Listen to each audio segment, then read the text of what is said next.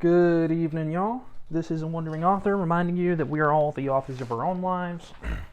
And let's talk about Greek education tonight. Greek education emphasized socialization instead of critical thinking, indoctrinating them into the values of contemporary society. Boys and girls of the upper crusts would learn writing and arithmetic at home, and only the most fortunate spent time at local schools. So going to school wasn't available to everybody, but we do see the very beginnings of education, the roots of education back in this time. To illustrate the lowly position of teachers, Demosthenes would leverage the fact that his rival's father was a school teacher as a slur and indicative of low birth. So teachers held a low social position in Greek society, which is something that we share in common with them here today.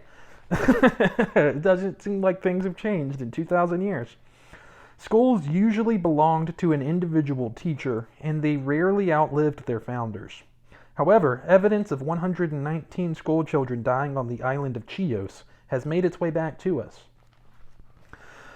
There were three types of schools. One, and I'm gonna butcher the pronunciation of this like I do most of the Greek, but grammatiste, which taught reading and writing, and then there was kithariste, which taught music, singing, dancing, and the lyric poetry, and then pardotribes, which supervised physical education and prepared students for athletic contests as well as warfare. Athenian youth were expected to participate in dramatic festivals, where they would learn some notion of critical thinking. Full literacy was restricted to a small group of wealthy elites, indicating the weaknesses inherent in this educational model. So only the elite people back in Greece, and this is the same in Athens as well as in Sparta and other places, Thebes, only the elite were literate. Serving on the council required a high degree of literacy, and a significant portion of Athens' citizens' body served on it at least once in their lifetime. So Athens had a larger than average literate class. By the third quarter of the 5th century BCE, a new class of itinerant teachers arrives on the scene, which is the sophists. Sophist pedagogy focused on the practical rather than theoretical, and this is also the biggest difference between them and their contemporary Socrates. Sophists taught the skills necessary to be a great rhetorician, and they were also the skills needed to be a successful politician in Athens. Aristotle mentioned sophists a couple times in his Nicomachean Ethics, but he talks about them like they're bad people. Delivering persuasive assembly speeches could define one's career. The crux of their argumentative style relied on probability, and they instructed students to examine both sides of an argument. Admittedly, sophist education was something only the wealthy could afford. Plato and Aristotle would reinvent the word sophist, making it a derogatory term, since they felt sophists were mostly concerned about winning debates, instead of seeking out the truth or improving people's lives.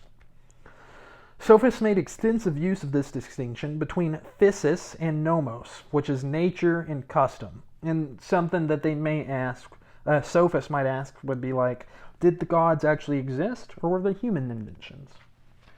Is it a natural law, which it is only realistic to recognize, that the stronger individual or state will rule the weaker, or should the strong restrain themselves and deny their self-interest in accordance with conventional justice? People would say they were dinos, or clever/formidable. Gorgias of Leontini compared rhetoric to a powerful drug, stirring and pacifying emotions to change men's minds.